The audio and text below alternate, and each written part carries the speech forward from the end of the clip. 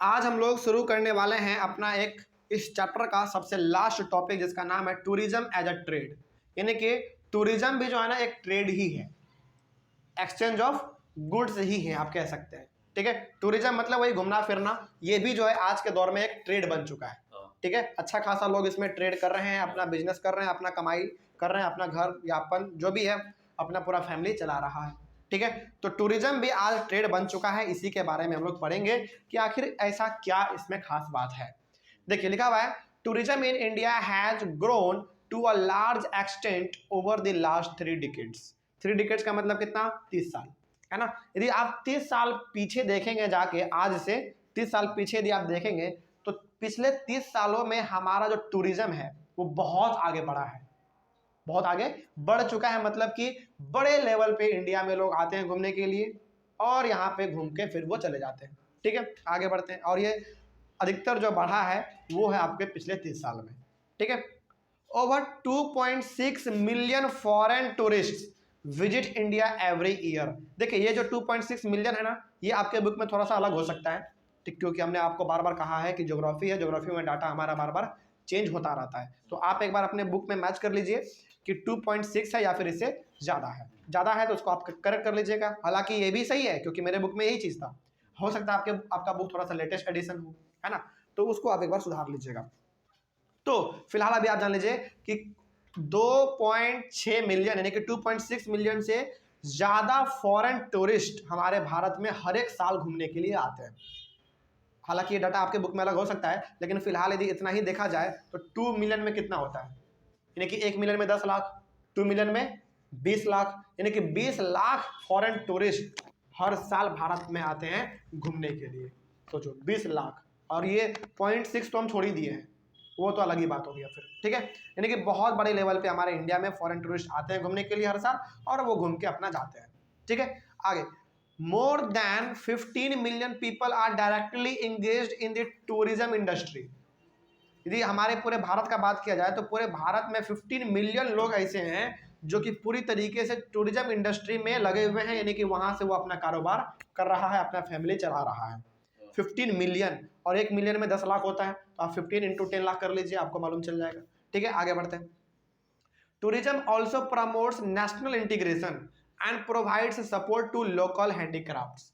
Tourism क्या करता है, एक कंट्री के लोग यदि दूसरे कंट्री में टूरिस्ट के तौर पे आते हैं घूमने के लिए, तो इससे क्या फ़ायदा होता है? इससे पहला फ़ायदा ये होता है नेशनल इंटीग्रेशन का, मतलब कि दो कंट्री आपस में जुड़ जाता है, दो कंट्री के लोग आपस में जुड़ जाते हैं, उनका आइडिया एक्सचेंज होता है, वो अलग अलग प्रकार के लोगों के बारे में जानते हैं, सीखना चाहते हैं वो। तो नेशनल इंटीग्रेशन का मतलब ये हो गया कि एक कंट्री दूसरे कंट्री से जुड़ जाता है।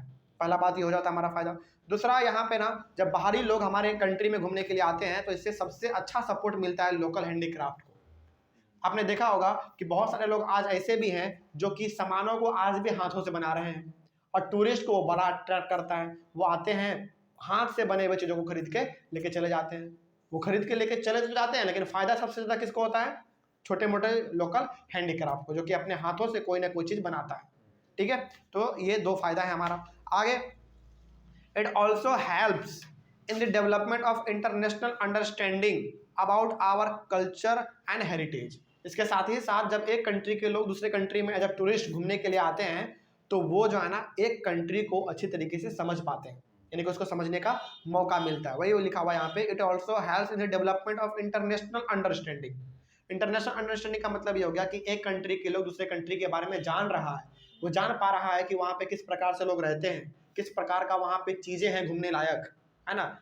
मतलब कि अलग अलग प्रकार की चीज़ों को वो एक्सप्लोर करते हैं। ठीक है, अबाउट आवर कल्चर, किसके बारे में वो जानेगा? कल्चर के बारे में जानेगा कि भारत के लोग कैसे रहते हैं, यहाँ पे किस प्रकार के भगवान का पूजा होता है, किस प्रकार के फेस्टिवल को मनाया जाता है, किस प्रकार के भोजन खाते हैं, किस प्रकार के लैंग्वेज बोलते हैं, किस प्रकार के कपड़े पहनते हैं, है ना। यानी कि हमारे कल्चर के बारे में उनको मालूम चलता है, साथ ही साथ हमारे हेरिटेज के बारे में भी मालूम चलता है। हेरिटेज का मतलब कि हमारे पास क्या क्या ऐसा चीज़ है जो कि बहुत पुराना है ना, उसको लोग घूमने के लिए आते हैं, देखने के लिए आते हैं। आज भी हमारे भारत में ऐसे बहुत सारे मंदिर हैं जो कि हजारों हजारों साल पुराना है, तो वो हमारा क्या हेरिटेज है, उसको देखने के लिए लोग आते हैं। तो बेसिकली जब हमारे कंट्री में बाहरी कोई फॉरेन टूरिस्ट आते हैं तो उनको अलग अलग प्रकार की चीज़ों को देखने को मिलता है। ठीक है, और जब वो आते हैं तो हमारे लोकल हैंडीक्राफ्ट को, हमारे कंट्री को बढ़ावा मिलता है।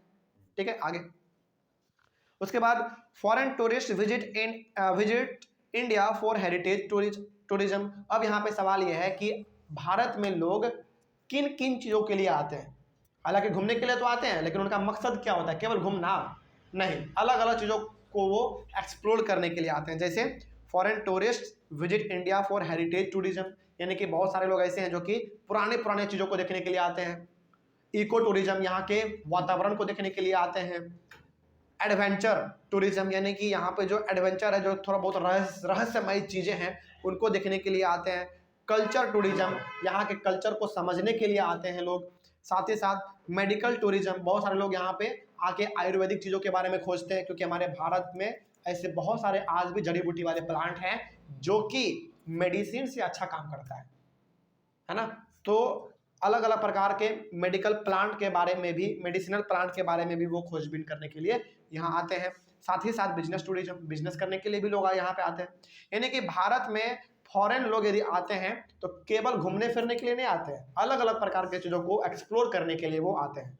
ठीक है, जिसमें आपका हेरिटेज हो गया, इको हो गया, एडवेंचर हो गया, कल्चरल हो गया, फिर से मेडिकल हो गया, फिर से बिजनेस हो गया। ये सब चीज़ों के लिए वो लोग हमारे कंट्री में आते हैं और हम लोग भी जाते हैं। ठीक है, दोनों वाइस वर्सा चलता रहता है। उसके बाद Rajasthan, Goa, Jammu and Kashmir and temples of South India are the important destinations of foreign tourist in India. India में हम लोग यदि बात करें तो इंडिया में सबसे ज़्यादा फॉरेन टूरिस्ट कहाँ पे आते हैं? राजस्थान में आते हैं, गोवा में आते हैं, जम्मू एंड कश्मीर में आते हैं, और साउथ इंडिया के पुराने पुराने टेम्पल्स को देखने के लिए आते हैं, क्योंकि साउथ इंडिया में टेम्पल्स का कमी नहीं है, जो कि बहुत पुराना है और बड़ा भयंकर भयंकर सब है ना। तो उन प्रकार के चीज़ों को देखने के लिए फॉरेन टूरिस्ट इंडिया में सबसे ज़्यादा आते हैं। ठीक है, यहीं पे हमारा ये चैप्टर पूरी तरीके से खत्म होता है।